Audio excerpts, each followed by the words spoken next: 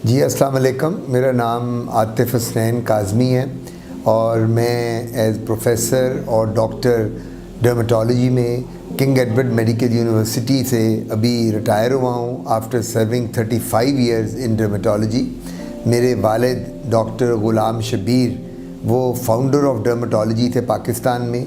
उन्होंने स्किन का शोबा बनाया वहाँ मेयो हॉस्पिटल लाहौर में, और उसके बाद उस शोबे को चलाने के बाद मैंने उस शोबे को देखा। और अब मेरा बेटा माशाल्लाह वो भी स्किन में डर्मेटोलॉजी में है, लेकिन वो आजकल इंग्लैंड में है, वहाँ कंसल्टेंट है लंदन में। और मैं apart from king Edward medical college, मैं फातिमा ज़ैनब मेडिकल कॉलेज में भी प्रोफेसर रहा स्किन का कोई 7 साल, और उससे पहले अल्लामा इकबाल मेडिकल कॉलेज में मैं प्रोफेसर रहा स्किन का कोई 8 साल। और जो अल्लामा इकबाल मेडिकल कॉलेज का स्किन डिपार्टमेंट था और जो फातिमा ज़ैनब मेडिकल कॉलेज का स्किन, वो मैंने उनको बनाया, वहाँ पहले इस्टेब्लिश किया। वहाँ कोई यूनिट नहीं थे तो वो मैंने उनको रिकग्नाइज़ कराया Pakistan medical and dental council से। अब आजकल मैं रिटायरमेंट के बाद मैं रजिस्ट्रार था किंग एडवर्ड मेडिकल यूनिवर्सिटी में, रिटायरमेंट से पहले प्रोफेसर और हेड ऑफ डिपार्टमेंट था। आजकल मैं एट प्रेजेंट एम्प्लॉयमेंट मेरी है university of Lahore Raymond road पे as professor and head department of dermatology. Skin में मुझे काम करते हुए कोई 35 साल हो गए हैं, और ज़्यादा 35 साल 1980 में 1980 में मैंने किंग एडवर्ड मेडिकल कॉलेज से ग्रेजुएशन की थी, और उसके बाद फिर मैंने MBBS के बाद MCPS किया, MD किया, और फिर अमेरिका और यूरोप इंग्लैंड में मैंने स्किन में ट्रेनिंग हासिल की।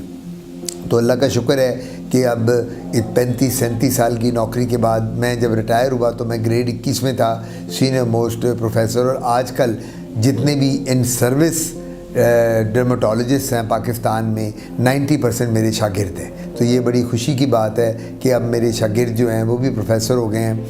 मैंने 6 किताबें डर्मेटोलॉजी में लिखी जो मेरी बड़ी अचीवमेंट है। इसके अलावा मैंने कोई 50 से ज़्यादा पब्लिश किए पेपर इसके डर्मेटोलॉजी के, जो मैंने बाहर भी पढ़े और पाकिस्तान में भी पढ़े।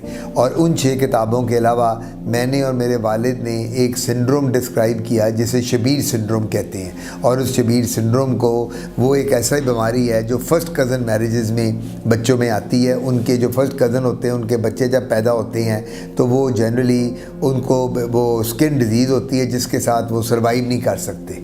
तो अल्लाह का शुक्र है कि वो हमने डिस्क्राइब की बीमारी, और पूरी दुनिया में वो शबीर सिंड्रोम मेरे वालिद के नाम से जानी जाती है। तो मैं यहाँ, मेरा क्लिनिक जो है वो गार्डन टाउन लाहौर में 48 Ahmad block new garden town में है। वो मैं शाम को क्लिनिक करता हूँ। मैंने पाकिस्तान में स्किन लेज़र्स को मुतारिफ़ कराया, और ये बात है आज से 20 साल पहले। किसी को पता ही नहीं होता था कि स्किन का लेज़र क्या चीज़ है, तो मैं वो लेके आया और मैंने आके इंट्रोड्यूस कराया। और अब माशाल्लाह हर गली मोहल्ले में स्किन का लेज़र लगा हुआ है और सारे लोग वो कर रहे हैं। मेरे क्लिनिक पे सारी लेज़र फैसिलिटीज़ अवेलेबल हैं। लेज़र हेयर रिमूवल भी है, जो पिगमेंटेड लीजन्स होते हैं, बर्थ मार्क्स, उसका लेज़र भी है, क्यू स्विच भी है, CO2 लेज़र भी है, गड़े और खड्डों के लिए, मोकों के लिए CO2 लेज़र है, कॉटरी मशीन है, क्रायो सर्जरी है। मैं अपने क्लिनिक पे बोटॉक्स के इंजेक्शन भी लगाता हूँ, फिलर्स भी करता हूँ, PRP भी करता हूँ, गंजेपन, यंगस्टर्स में जो गंजेपन का इलाज है, और उसके साथ मैं PRP के साथ फिलर भी यूज़ करता हूँ, डर्मापेन भी करता हूँ, जिसके साथ मरीज़ों को बहुत फ़ायदा पहुँचता है। अगर आप कॉस्मेटिक्स की बात करते हैं तो उसमें आजकल कॉस्मेटोलॉजी एक इंटीग्रल पार्ट बन गया डर्मेटोलॉजी का। हर शख्स जो डर्मेटोलॉजी में आ रहा है वो कॉस्मेटोलॉजी को प्रैक्टिस कर रहा है, और ये देखने में आता है कि कॉस्मेटोलॉजी एक इतना इम्पॉर्टेंट हिस्सा है, क्योंकि अब खाली ख़वातीन ही नहीं बल्कि मर्द हज़रात भी अपने आप को, स्किन को चमकदार, फ्रेश और ग्लोइंग स्किन करना चाहते हैं। सो बात सबसे बड़ी ये है कि कॉस्मेटोलॉजी, लेकिन देखना ये है कि क्या आप किसी क्वैक के पास तो नहीं जा रहे हैं इलाज कराने। कॉस्मेटोलॉजी के प्रोसीजर्स हम खुद करते हैं, जिसमें बोटॉक्स है, फिलर्स हैं, dermapen, PRP, skin rejuvenation, CO2 laser hair removal, ये सारे प्रोसीजर हैं। लेकिन मेरा मशवरा होगा कि सिर्फ क्वालिफाइड बंदे से आपने जाके ये इलाज कराना है। ये ना हो कि आप एक ब्यूटिशियन के पास चले जाएं या क्वैक के पास चले जाएं, जहाँ जाके आपके मसले मसाइल शुरू हो जाएं। सो कॉस्मेटोलॉजी अब डर्मेटोलॉजी का हिस्सा है, लेकिन ये कह देना कि जी हर चीज़ को कॉस्मेटोलॉजी क्रीम्स और लोशंस और जेल्स रिप्लेस कर जाएंगी, ये गलत है।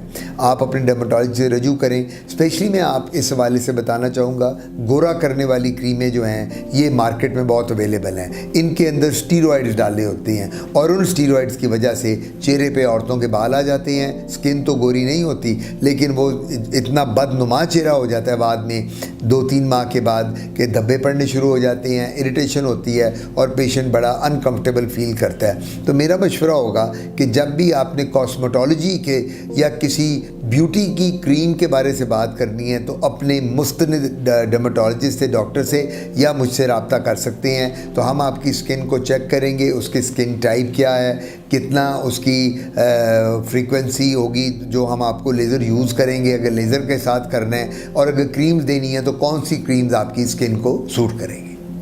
कुछ बीमारियां ऐसी हैं जिल्द की जिनके लिए अंडरलाइंग प्रॉब्लम्स खाली डर्मेटोलॉजिस्ट के डोमेन में नहीं आता, गायनेकोलॉजिस्ट के, फिजिशियन के और एंडोक्राइनोलॉजिस्ट के डोमेन में आता है। जिस तरह के गायनेकोलॉजिकल प्रॉब्लम्स जो होती हैं, जिनको पीरियड्स के औरतों को मसले होते हैं, हार्मोन्स के यानी माहवारी की प्रॉब्लम है, कईयों की माहवारी लेट आती है, कई बच्चियों में माहवारी बहुत होती भी नहीं है, कईयों में बहुत ज़्यादा ब्लीडिंग होती है। हम कई दफ़ा एंडोमेट्रियोसिस एक प्रॉब्लम है गायनी की जो बड़ी कॉमन है, जिससे स्किन प्रॉब्लम्स आ जाती हैं, मेनोरेजिया, डिस्मेनोरिया, एमेनोरिया। सो ये जितनी गायनी की प्रॉब्लम्स हैं ये फिर हम मिल के गायनेकोलॉजिस्ट के साथ बात करते हैं और उसमें उसका फ़ायदा ये हो जाता है कि जब हम गायनेकोलॉजिस्ट के पास पेशेंट को भेजते हैं तो वो पॉलीसिस्टिक ओवरीज़ के लिए पेल्विक अल्ट्रासाउंड करती है पेशेंट का, और उसमें से अगर पॉलीसिस्टिक ओवरीज़ हों तो उसका इलाज करती है। क्योंकि जब भी चेहरे पे कील, महासे और बाल, जब ये कील महासे, स्याही और बाल आएंगे खातून के,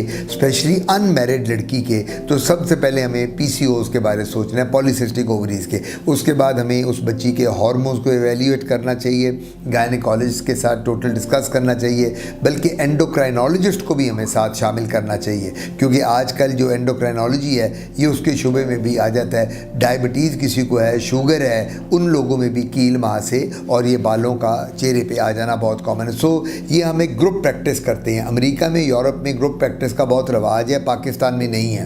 वो ग्रुप प्रैक्टिस का मतलब होता है कि 3-4 इंपॉर्टेंट शोबे को डॉक्टर मिल के डिस्कस करके उस पेशेंट को डील करते हैं। गायनेकोलॉजिस्ट ने गायनी का काम कर दिया, स्किन वाले ने स्किन का कर दिया, जो एंडोक्राइनोलॉजिस्ट है उसने अपना इन्वेस्टिगेट कर लिया। अगर कोई साथ मेडिसिन की प्रॉब्लम है अंडरलाइंग, जिस तरह ऑटो इम्यून डिसऑर्डर्स होते हैं, SLE है, डर्मेटोमायोसाइटिस है, सिस्टेमिक स्क्लेरोसिस है, रूमेटॉइड है, इन चीज़ों को फिर फिजिशियन के साथ मिलकर हमें करना पड़ता है। तो ये एक कलेक्टिव एफर्ट होता है और कलेक्टिव विजडम होती है जिसके साथ मरीज़ को फ़ायदा पहुंचता है। देखिए जी, बालों का गिरना मर्द और ख़वातीन में बहुत कॉमन होता जा रहा है। आज से 40-50 साल पहले जब हमारे दादा परदादा या नानी परनानी ज़िंदा थे तो उनके बाल 100-100 साल तक सर पे रहते थे, 90-90 साल तक। आजकल के 20-20 साल, 25-25 साल के बच्चे बच्चियां गंजा होने लग गए। उसकी रीज़न क्या है? जेनेटिक तो सबसे इम्पॉर्टेंट है, मौरूसी कहते हैं उसको, ब्लड में आना। अगर आपके वालिद या वालदा की तरफ जीन्स में गंजा पाना है तो वो आपके बच्चों में आएगा, लेकिन उसके साथ डाइट का सबसे बड़ा रोल है। अनफॉर्चुनेटली आजकल burger, fast food, soft drinks और बाहर के खाने इन्होंने बच्चों का बेड़ा गर्क कर दिया। दूध पीना ख़त्म हो गया घरों में, कोई यानी एडल्ट्स दूध नहीं पीते, फ्रेश फ्रूट्स और जूसेस नहीं लेते। अगर घर में देसी घी कहीं से आ जाए उसको स्मेल आने लग जाती है, सबको, बच्चों को नाक बंद कर लेते हैं। अगर उनको कहा जाए कि आप दही खाओ, दही के साथ उनको वॉमिटिंग शुरू हो जाती है। सो अब हमारा डाइटरी पैटर्न ऐसा हो गया है जिसकी वजह से बाल ज़्यादा गिरते हैं। और आजकल पढ़ाई का प्रेशर भी बहुत है बच्चों पे। हमारे ज़माने में शायद इतना कंपटीशन नहीं था। अब इतना ज़्यादा कंपटीशन हो गया है कि बच्चे पढ़ते इतने हैं, किताबें इतनी ज़्यादा हैं कि उसकी वजह से, स्ट्रेस की वजह से भी बाल गिरते हैं। लेकिन ये लाइलाज मर्ज़ नहीं है, इसका बाकायदा इलाज है। अगर मेल्स में, यंगस्टर्स में मेल टाइप ऑफ एलोपेशिया है तो जेनेटिक है, तो उसके लिए हम PRP करते हैं, वो मेरे पास फैसिलिटी अवेलेबल है। उसके अलावा PRP के मैं ख़ुद एक लोशन बनाता हूँ, वो देते हैं, उसके साथ बाल आ जाते हैं। तो फीमेल में भी हम अब PRP, इसको कहते हैं प्लेटलेट रिच प्लाज्मा, ब्लड हम आपका ड्रॉ करते हैं और उस ब्लड को ड्रॉ करके फिर सेंट्रीफ्यूग करते हैं, प्लेटलेट्स निकलते हैं और फिर आपके सर के उन खुलियों में हम इंजेक्ट करते हैं आप ही का ब्लड, जो यहाँ से सेंट्रीफ्यूग होता है प्लेटलेट रिच, वो आपके जो डॉर्मेंट हेयर फॉलिकल्स हैं उनको इरिटेट करता है और बाल आपके बढ़ने शुरू हो जाते हैं।